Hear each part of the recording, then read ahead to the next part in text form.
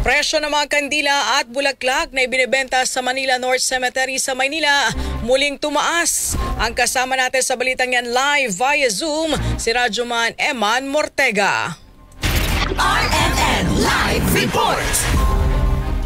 Ngayong nga araw ng ugas, lalo pa tumaas ang presyo ng mga bulaklak at kandila na ibinibenta dito sa labas at mga paligid ng Manila North Cemetery.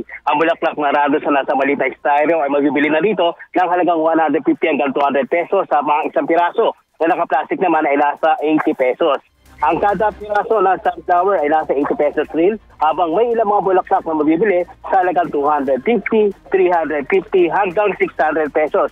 Kung saan mas mataas ito ng bahagya kumpara sa ibinibenta sa Dangwa Flower Market. Ang isang piraso ng maliit na kandila ay nasa 30 pesos, habang 75 pesos naman kapag tatlo at nasa 130 hanggang 170 pesos yung malalaking kandila. Ang kada piraso naman ng kandila na nakalagay sa baso o itinatawag na special ay nasa 175, kung saan mabenta pa nga rito sa kabila nga ng pagtaas ng presyo. As of 7 a.m. naman, nasa 26,350 na ang crowd estimate o bilang ng mga nagpupunta dito sa Manila North Cemetery. Kasama mo sa RMN Manila para sa Alaala 2025 Special Coverage, Radyoman Eman Mortega, Tatak RMN.